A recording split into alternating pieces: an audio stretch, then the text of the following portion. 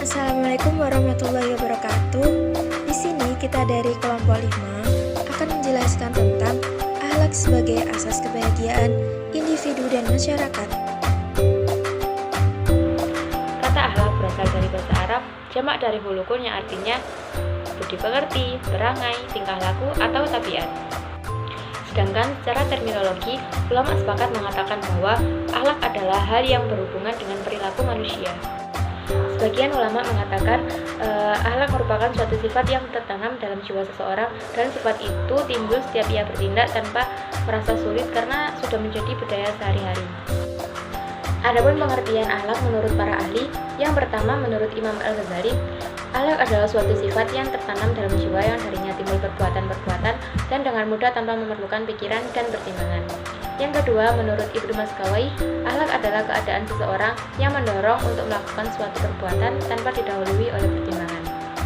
Yang ketiga, menurut Abdul Karim Zaidan, akhlak adalah nilai-nilai dan sifat-sifat yang tertanam dalam jiwa yang dengan sorot dan timbangannya, seseorang dapat menilai perbuatannya baik atau buruk untuk kemudian memilih melakukan atau meninggalkannya. Dari beberapa pengertian tersebut dapat disimpulkan bahwa akhlak merupakan keadaan jiwa yang telah terlatih, sehingga dalam jiwa tersebut benar-benar telah melekat sifat yang melahirkan perbuatan-perbuatan yang dengan mudah dan spontan tanpa dipikirkan. Akhlak bertujuan untuk menjadikan manusia sebagai makhluk yang lebih tinggi dan sempurna, dan membedakannya dari makhluk-makhluk lainnya, menjadi suatu hal yang harus dimiliki oleh manusia agar lebih baik dalam berhubungan baik sesama manusia, apalagi pada Allah sebagai pencipta. Selanjutnya yakni ruang lingkup akhlak dalam Islam. Yang pertama, akhlak beragama, yaitu sifat atau perilaku kita yang menyangkut dengan urusan Tuhan dan kepercayaan.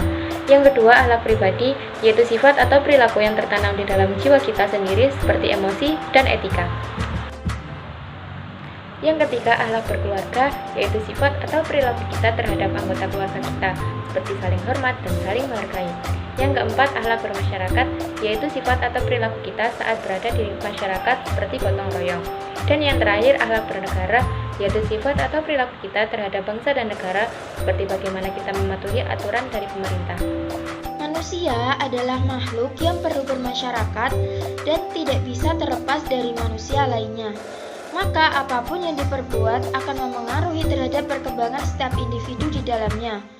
Karena manusia saling membutuhkan sesamanya, Islam mengajarkan bahwa perasaan dalam diri harus dijadikan sebagai standar untuk mengukur perasaan orang lain.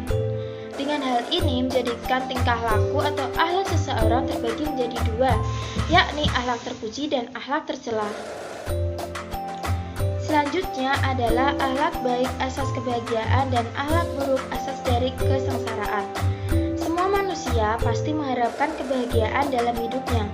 Agama Islam juga menginginkan suatu masyarakat yang berakhlak mulia.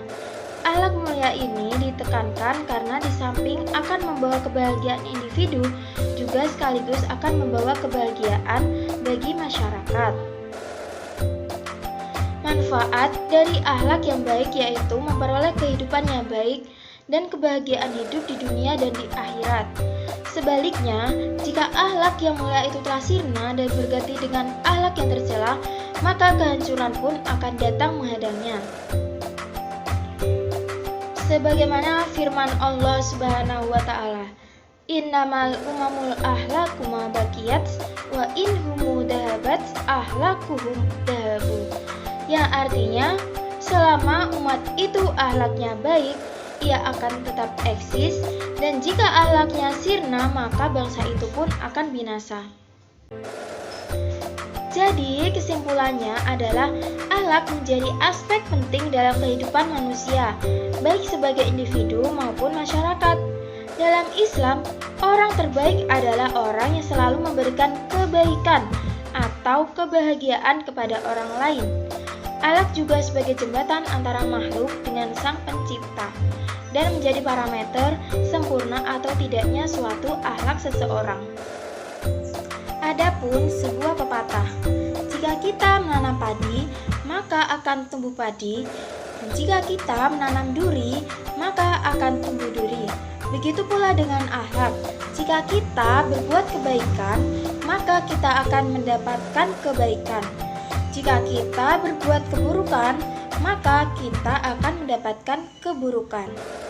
Kemudian, baik buruknya akhlak seseorang menentukan kebahagiaan orang tersebut. Jadi, kebaikan itu dekat dengan kebahagiaan dan keburukan itu dekat dengan kesengsaraan. Demikianlah yang dapat kita sampaikan. Mohon maaf atas segala kekurangan. Terima kasih. Wassalamualaikum warahmatullahi wabarakatuh.